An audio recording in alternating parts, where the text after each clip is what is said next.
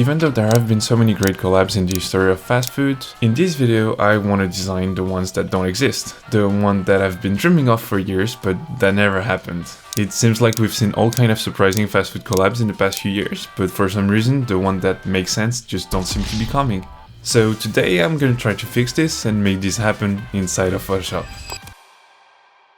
As far as I'm aware, McDonald's has only been collaborating with celebrities to make special meals lately, which look like they're just made of regular menu items. So how about we do something a little more exciting and get them to collaborate with one of America's favorite potato chips brand, Lay's. McDonald's and Lay's share very similar visual identities. If you look at the color palettes, they're pretty much identical. That's gonna make it way easier for me because I don't have to worry about color clashing or which color to keep. I can just go off the existing color palettes. Here's the concept I have in mind for this design. We're gonna throw in a Lay's logo where it usually sits. And then we'll have a box of McDonald's French fries, except it's gonna be filled with potato chips. Let's see how that looks like in Photoshop. First, I imported the logo, and in true Lay's fashion, I added circles around it. I also decided to add Mac in the Lay's logo because I thought it was kind of funny. I then added the golden arches inside of the top part of the logo.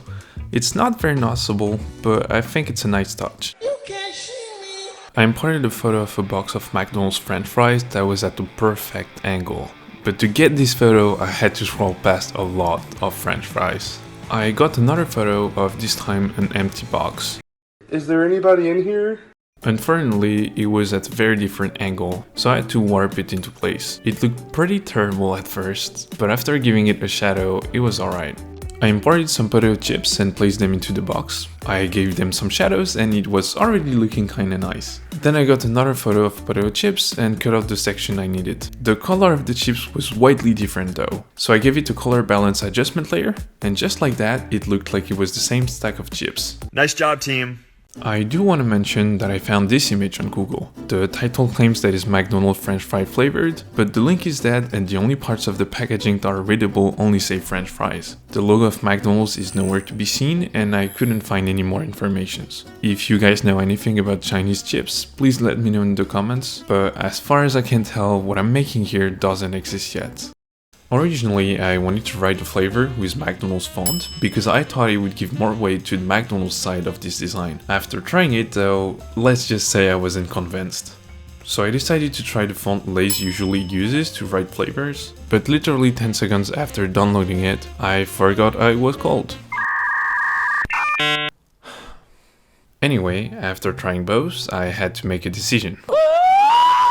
I would say it looks way better with Lay's fonts, so I'll go with this one. Let's also put the information down here, French fry flavored potato chips, and the weight. In the past, Lay's has teamed up with different fast food brands such as KFC and Subway, and even had burger flavored chips. So the idea of them collaborating with McDonald's doesn't sound all that crazy. And while I don't want to make my bag in the same style as these, I think these coupons look pretty nice, and that will make my design less empty. I got this photo of a receipt. I'll cut it out and give generative AI another try.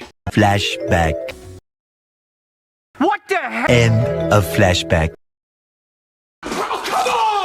After fixing this, I put some text on it and added a shadow. And that's pretty much it. Except my dad saw it and he was like,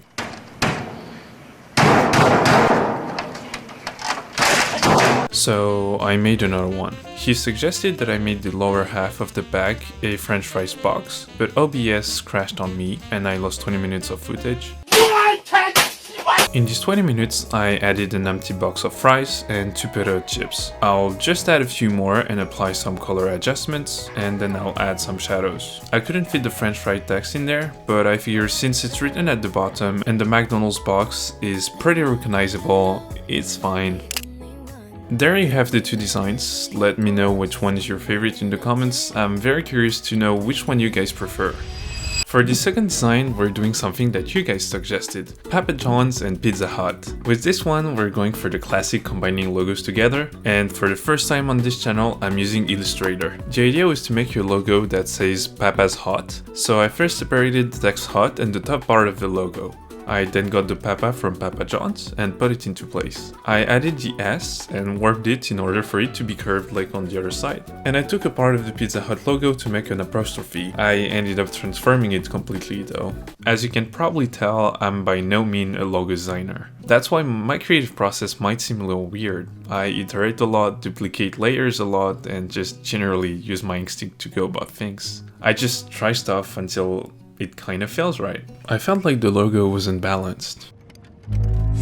From that point, it just seemed easier to take it back into Photoshop. That's the software I'm the most comfortable with. So I made the H the same height as the T, which allowed me to bring the hot text a bit higher and minimize the negative space. I also warped the top part of Pizza Hut logo to match the roundness of Papa text. And then it didn't save. So I did it all over again, and this is what it looks like. I think that's a pretty decent logo. So now it's time to make the packaging. Coming into this, unlike the previous design, I didn't have much of a concept or a precise idea. I started by putting the logo in the middle of the pizza box. I made the side green and added some Fidelity program stuff. I also put some green around the border of the top part, and it just wasn't feeling any exciting or interesting. I needed to switch my perspective on this. A simple pizza box isn't challenging or exciting. It doesn't have a sense of novelty or exclusivity. It's just a pizza box. And after a quick search on the wide world of web, I spotted something pretty interesting. On the item list of Papa John's, there are garlic knots, and Pizza Hut has these party stuffed crust kind of things. So what if we combine the two and made a garlic knot crust? That would be a crust made of garlic knots that you can detach from the pizza. I found this image that seems to be perfect. There's a box here to make a mock-up with our logo, and we can see the stuffed crust pretty clearly. The only thing I need to do is cut off garlic knots and place them around the pizza. The issue with this is that it takes a lot of time, and I'm not even sure I have enough photos of garlic knots to get every angles right. So instead I decided to apply a tint and saturation adjustment layer and to duplicate some parts of the actual garlic knots and place them on the original crust. I originally created this pizza box in the background, but let's be honest, that's pretty bad. And that's why right now, as I'm editing this video, I decided it was worth giving it another shot. At first I just imported random elements and tried to make a pattern out of them, but as you can tell, you suck! I gave it another try with just a logo and the name of the pizza, and I think it looks pretty good. I then warped the pattern on one side of the box and set its blending mode to darken. Then I repeated that process on every side of the box. And since the corner was bended, I had to warp the pattern in another way, but in the end it looked fine, at least better than it was before. I just gave it a Camaro filter, and this is it. Here's the Papa John's and Pizza Hut collab, the garlic knot crust pizza. Thank you for giving me the idea. It was definitely a bit more challenging than I expected it to be, but it was also a lot of fun. If you enjoyed the video, don't forget to drop a like, and you can click right here to watch another one.